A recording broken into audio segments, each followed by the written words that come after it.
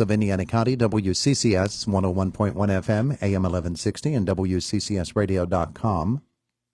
Mr. Bob Pollock is with us in the studio this morning. Our conversation brought to you by Marcus & Mack, voted best personal injury law firm in the Best of Indiana County contest. Marcus & Mack, a law firm representing injured people. You want to call and ask Bob a question? Just call 479-1160 or 349-WCCS. That's 349-9227. Good morning to you. Good morning. It is cold. It is chilly. It's well, I don't know that it's a killer frost that we've had, but it's certainly gotten cold enough that plants should be pretty well died off now. Yeah, I think between last night and the night before, we should be.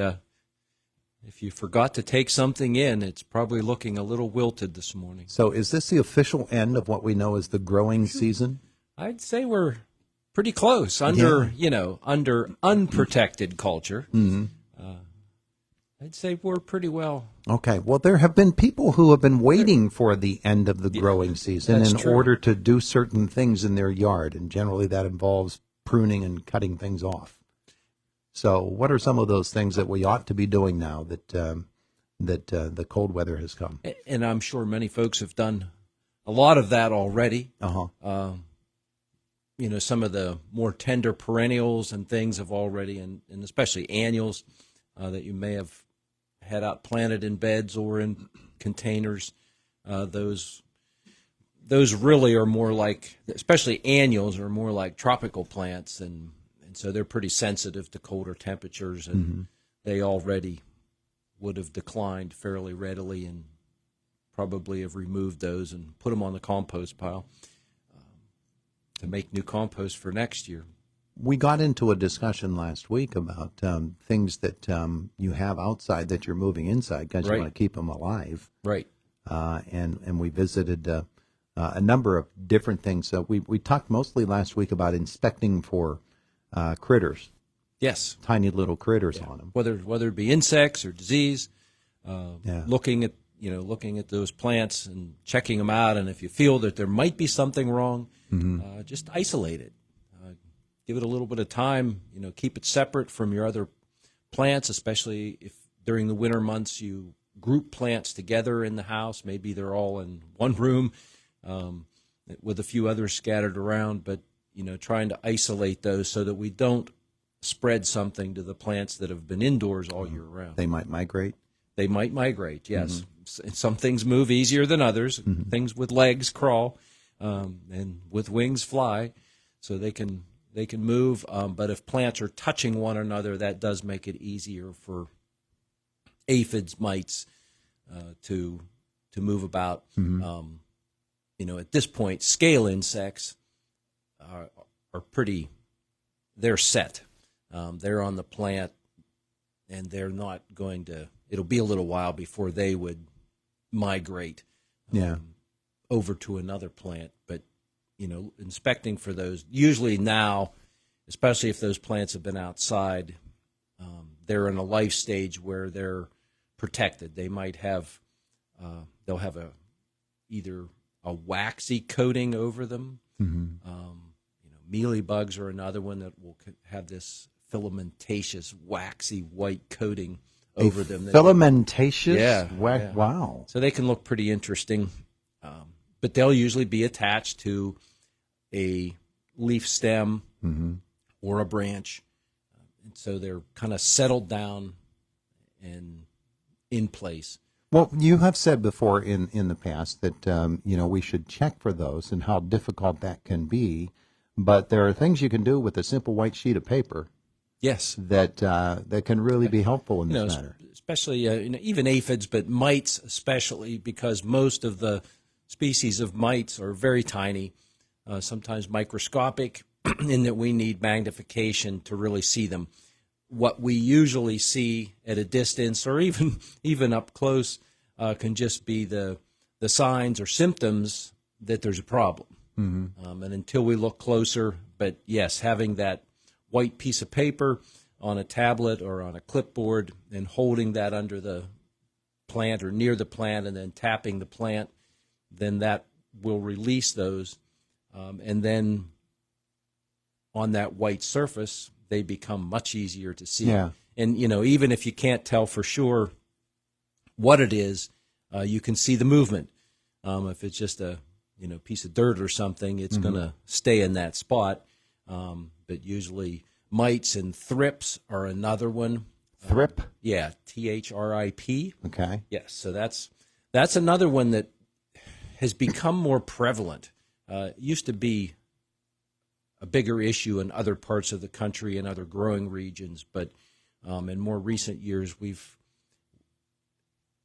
and especially if you have a warmer spot or if you have a protected structure, a greenhouse, a high tunnel, they can overwinter on weeds that might be in there or plants that you're keeping in there. I'm looking at a picture of a thrip.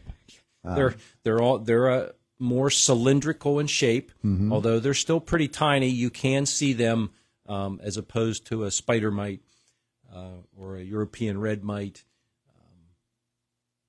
They're much larger than mites, but still they're pretty tiny, and they feed in a similar way. So they're going to stick their mouth parts in the plant and remove fluids from the plant. So that's how they feed, and that will then also remove chlorophyll, which is what gives the green color in the leaves.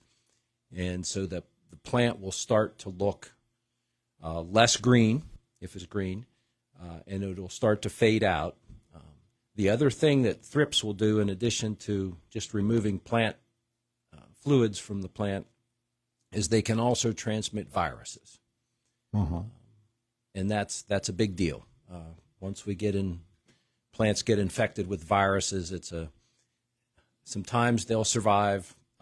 They usually decline. You still might get a bit of a crop from them, but eventually they'll cause a big decline in the plant and reduce yield, and also kill plants, especially if the plants are smaller. There's a lot of varieties of them, too. Yes, there are. Some of them have wings and some of them don't. Right, so there's winged stages of the life cycle, and then the young nymphs are crawling. They crawl about is how they move. Yeah. All right, so watch out for cause thrips. A decline in the plant. Yeah.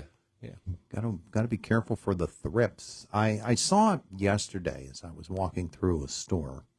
I was up in Mercer County walking through this store, and it was, we see them all the time at Christmas time. One of the very small evergreen type of indoor plants stands about, 2-3 feet tall. And some people who don't have a lot of room in their apartment or house might make that into their Christmas tree. You can't really hang anything on it. Yes. But those things, do they require extra care, extra moisture? How do you take care of one of those? Those are usually what are they called? Well, there's several different ones that can be used. There's dwarf Alberta spruce is one because if it's more Christmas tree type shape. There are also boxwoods that can be like that, and hollies, and then rosemary is another one that can be used in that fashion. Is the care generally the same for all of them? Somewhat similar, like the dwarf Alberta spruce, they're a woody, evergreen, needled shrub. They grow very slowly versus the rosemary, which of course is an herb. But they need light. They don't want too warm or too cold, and just need to pay attention to the watering a little bit. Just to try to keep them. They can dry out a little bit, but got to watch them, especially in a less humid conditions. Well, we've talked about that, humidity in the room, and how that is a real key to keeping those plants going in the wintertime, is not making it too dry for them, just the air around. When we think about moisture for a tree, or for a plant, we generally think, okay, water the dirt in which it's sitting, but the air around it needs to have some moisture too. Yes, the drier that air, the faster that plant loses moisture. So it's critical that it has moisture in its container, in its root system, so that the roots can absorb that and move them through to the foliage. And then that humidity also impacts that. So the higher humidity, the less evaporation occurs. And of course, then the warmer, too, that will cause plants to respire more and lose moisture and need to exchange that. So we need to have that in place. And a lot of times, so if you have a forced air heating system that has a humidifier on it, then that helps you out. But if you, let's say you have a wood burner and things get fairly, you warm things up and you can have a drier, less humidity in the house.